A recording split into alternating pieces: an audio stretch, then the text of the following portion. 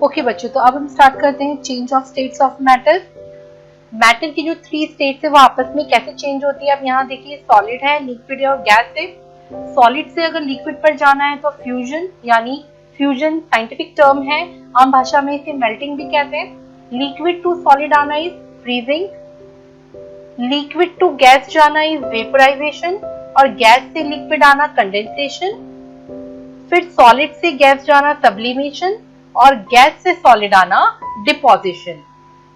तो यहाँ देखिए, matter can exist in 3 physical states, solid, liquid and gases. For example, water can exist in 3 different physical states: ice, liquid and water.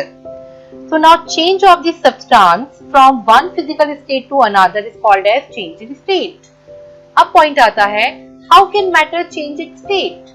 तो यहाँ पर number of ways है, either by changing temperature or by changing pressure. One other option है by changing both pressure and temperature. इन तीनों points में एक बात ये ध्यान देने वाली है, आप सिर्फ टेम्परेचर चेंज करके भी मैटर का स्टेट चेंज कर सकते हैं। By changing pressure, only pressure change करके भी स्टेट ऑफ मैटर को चेंज किया जा सकता है। And by applying both pressure and temperature change भी, हम तो इन तीनों में से किसी एक कंडीशन को एट अ टाइम अप्लाई करके आप स्टेट ऑफ मैटर का चेंज देख सकते हैं। इसमें जो आपकी एनसीईआरटी डील करती है वो पहला टॉपिक डील करती है बाय चेंजिंग टेम्परेचर, यानी टेम्परेचर के चेंज से मैटर की स्टेट कैसे चेंज होती है। तो हमारा यहाँ पे ये टॉपिक स्टार्ट हो जाता है effect of change of temperature. यहाँ पे मेंशन है, by increasing temperature solid can be converted into liquid, liquid can be converted into gas. ठीक है, तो ये बात आप जानते हैं कि आइस सॉलिड है, गर्म करेंगे मेल्ट होके लिक्विड वाटर बनेगा, वाटर को फर्दर गर्म करेंगे तो वो बॉइल होकर के वेपर फेज में, गैस फेज में कन्वर्ट होगा। ठीक है, तो यहाँ पे पहला चेंज हम लेने वाले हैं सॉलिड टू लिक्विड, जिसे हम सिंपल भाषा में कहते हैं मेल्टिंग। ठीक है, और इसका एग्जाम्पल जो हम लेने वाले हैं वो है change of ice into water. हाँ, तो बच्चों अब हम स्टार्ट करते हैं सॉलिड टू लिक्विड चेंज यानी melting, change of ice into water.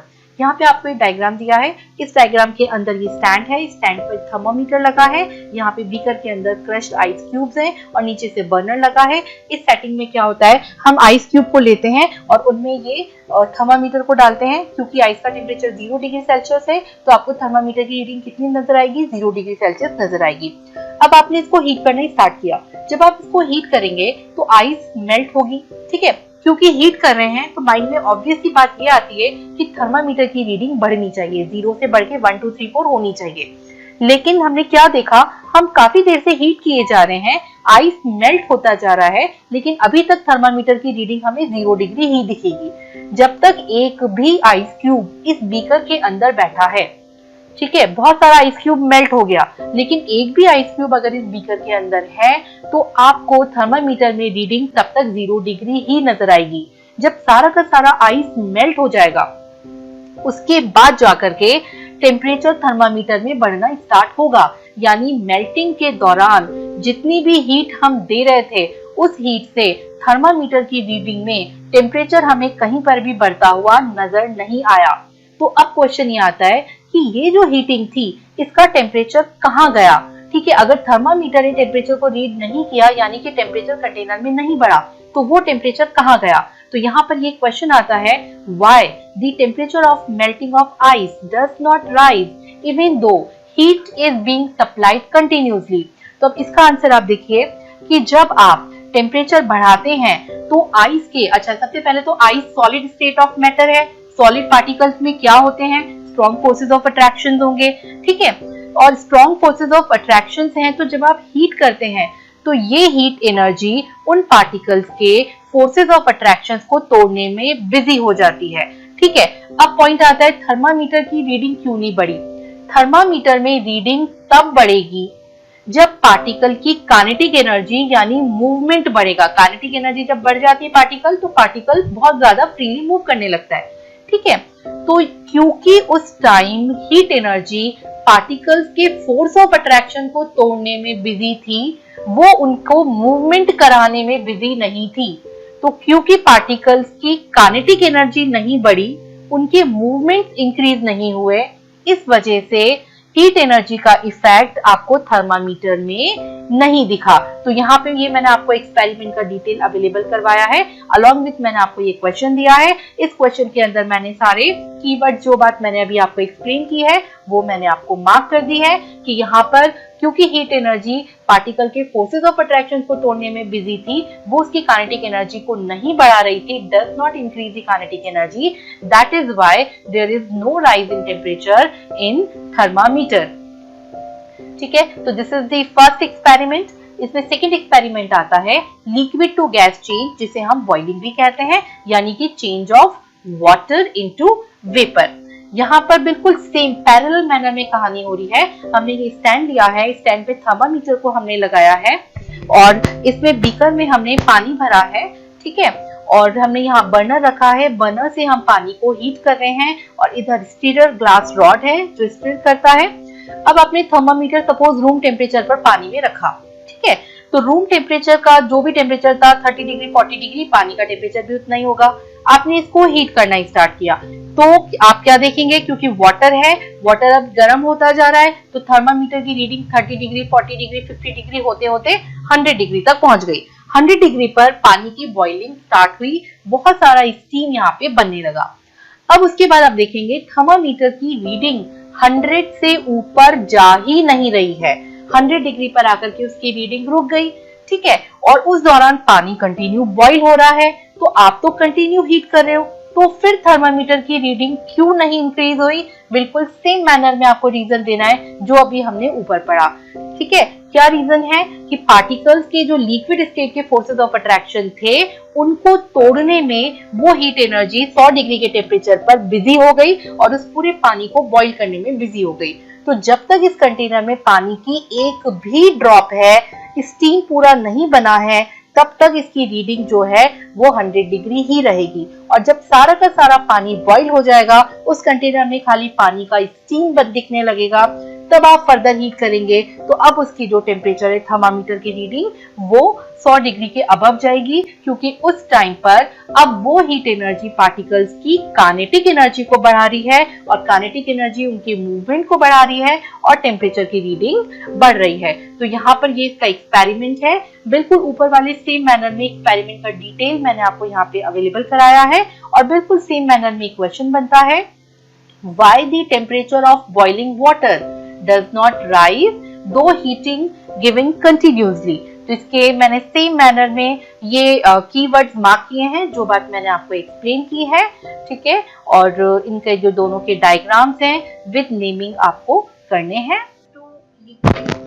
Change जिसे हम कंडेंसेशन कहते हैं, the process of changing gas into liquid is called condensation. यहाँ पे दो डायग्राम देखिए, ये पानी की ठंडे पानी की बोतल है और आप देखते हैं कि बोतल के अराउंड जो बाहर की एयर है उस ठंडे पानी से चिल्ड होकर के जो बाहर की एयर का मॉइस्चर है वो भी कंडेंस होकर के लिक्विड फॉर्म में कन्वर्ट हो रहा है, ठीक है। या यहाँ पे देखिए कि इस कैटल से जो स्टीम निकल रही है, ठीक है, वो जब ऊपर प्लेट से स्ट्राइक कर रही है तो अपनी हीट एनर्जी उस प्लेट को ट्रांसफर कर रही है और उससे वो कंडेंस होकर के लिक्विड होकर के यहाँ पे कन्वर्ट हो रही है, ठीक है। तो यानी ये कंडेंसेशन है, it is reverse of boiling, कि गैस फॉर्म से वो लिक्विड फॉर्म में स्टेट ऑफ मैटर का चेंज हो रहा है। नेक्स्ट होता है लिक्विड टू सॉलिड यानी फ्रीजिंग। ये आप सब जानते हैं कि कूलिंग करने पर लिक्विड फ्रीज होकर के सॉलिडिफाई हो जाता है, इसे सॉलिडिफिकेशन भी कहते हैं और मेल्टिंग का रिवर्स होता है।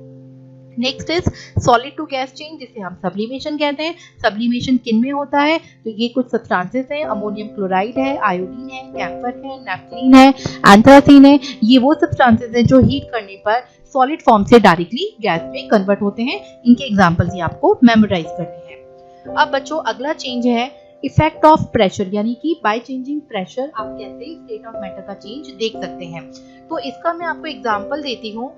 जैसे आप देखते हैं जो एलपीजी है, ठीक है, जो आपकी किचन में सिलेंडर होता है गैस का, एक जब उसकी लीकेज होती है, ठीक है, तो लीकेज के दौरान क्या होता है, सिलेंडर के अंदर गैस जो है लिक्विड पैराफिन गैस है, वो तो लिक्विफाइड गैस है, लेकिन जब लीक होती है तो वो गैस बन के बाहर आ रही है। इसका मतलब ये है कि जब वहाँ पे लीकेज है यानी कि कुछ प्रेशर, उसका वॉल्व थोड़ा ओपन है, जो उसका रेगुलेटर है वो ओपन है, ओपन होने से जो जितना प्रेशर उस सिलेंडर में होना चाहिए था लिक्विड के ऊपर वो प्रेशर नहीं है, प्रेशर कम हो गया, कम होने से वो लिक्विड गैस में कन्वर्ट हो गया और कन्वर्ट करके वो लीकेज की फॉर्म में, स्मेल की फॉर्म में आपको फील हो रहा है। ठीक है, तो यानी किसी भी लिक्विड, अगर किसी गैस को प्रेशराइज करके लिक्विड बनाया जाता है तो अगर उसी लिक्विड का प्रेशर कम कर दें तो लिक्विड वापस से क्या बन जाएगा, गैस बन जाएगा।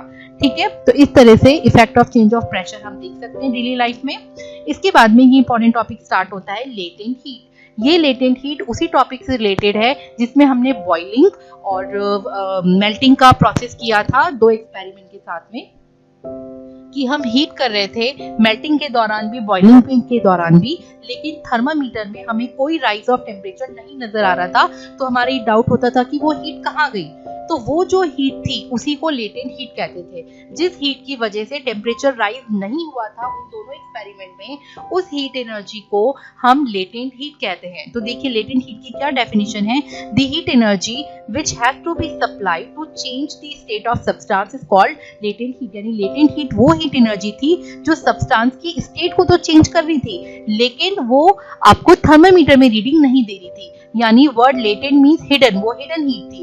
It is called latent heat because it becomes hidden in the substance undergoing change in the state and it does not show its presence by raising temperature. So latent heat is it cannot be detected by temperature. ठीक है, तो जो heat energy thermometer से detect नहीं हो पा रही थी, जिससे टेम्परेचर राइज नहीं हो पा रहा था, उस हिडन हीट को हम क्या कहेंगे टेक्निकल टर्म में, लेटेंट हीट बोलेंगे। और लेटेंट हीट 2 तरह की हो गई, मेल्टिंग की और वेपराइजेशन यानी बॉइलिंग की। मेल्टिंग आम भाषा का टर्म है और साइंटिफिक टर्म में इसे फ्यूजन भी कहते हैं। तो यहाँ पे ये हेडिंग आती है लेटेंट हीट ऑफ फ्यूजन यानी solid to liquid change, melting वाला चेंज। और बॉइलिंग का साइंटिफिक टर्म वेपराइजेशन है, तो आप इसको बोलेंगे लेटेंट हीट ऑफ वेपराइजेशन यानी लिक्विड टू गैस चेंज। ठीक है, तो अब हम आते हैं लेटेंट हीट ऑफ फ्यूजन की डेफिनेशन पर। तो वहां पर जो आइस हमने लिया था, अगर हम उस आइस का अमाउंट फिक्स कर ले 1 किलोग्राम या 1 ग्राम ले लें, तो यहाँ पे देखो क्या है, latent heat of fusion is the quantity of heat required to convert unit mass यानी या तो 1 kg या 1 gram of substance from solid to liquid state at its melting point without any change in temperature. यानी कि suppose 1 kilogram ice है तो 1 kilogram ice को पूरी तरह से 0 डिग्री सेल्सियस यानी उसके मेल्टिंग पॉइंट पर लिक्विड में कन्वर्ट होने में जितना भी एनर्जी हमें चाहिए जो रिक्वायर्ड है वो लेटेंट हीट ऑफ फ्यूजन कही जाएगी। इसी के बेस पर अगर हम लेटेंट हीट ऑफ वेपराइजेशन की बात करें तो अब हम यहाँ पे 1 किलोग्राम वाटर ले लेते हैं, लिक्विड ले लेते हैं या यूनिट मास ले लेते हैं, तो उस 1 किलोग्राम लिक्विड को वेपर में अपने बॉइलिंग पॉइंट पर कन्वर्ट करने में जितनी भी हीट रिक्वायर्ड है उसे आप क्या बोलेंगे, लेटेंट हीट ऑफ वेपराइजेशन बोलेंगे। ठीक है, तो अब इसके बाद में इसी के साथ एक टॉपिक और आता है, relation of temperature, relation between different scales of temperature. तो 2 स्केल्स हैं, डिग्री सेल्सियस और केल्विन स्केल। मैंने हालांकि यहाँ पे फ़ारेनहाइट वाला भी दिया है, लेकिन पहला वाला जो फ़ारेनहाइट चेंज है वो आपके सिलेबस में एनसीईआरटी में नहीं है, मैंने जस्ट आपको इंफॉर्मेशन के लिए दिया है।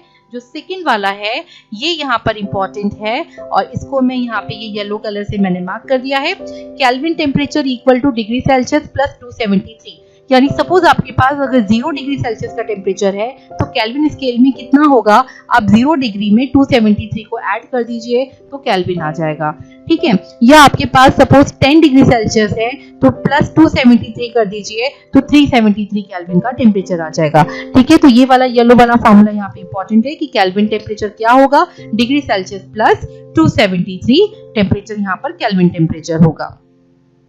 फिर आते हैं इस टॉपिक पर बेस्ड सम इलस्ट्रेटिव क्वेश्चंस पर।